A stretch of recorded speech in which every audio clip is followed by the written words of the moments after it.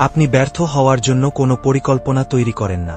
আপনি এমনভাবে পরিকল্পনা করেন যেন তারা যখন ভাববে তারা জিতেছে, ঠিক তখনই আমরা সব কিছুও নিয়ে ফেলেছি।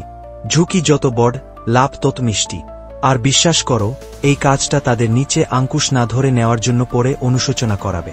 এটা কেবল গতি বা বলের ব্যাপার নয়, এটা সময়, নির্বাচন, নিখুঁততা এবং সড়কগুলো কারো চেয়ে ভালোভাবেই জানা এইসবের ব্যাপার।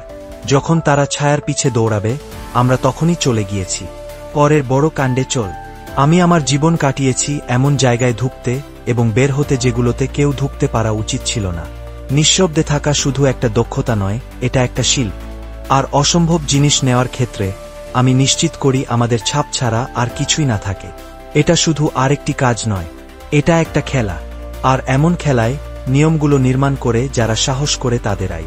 আমরা শুধু সামনে যা আছে তা নিই না, আমরা তাদের বাধ্য করাই তা আমাদের দিতে।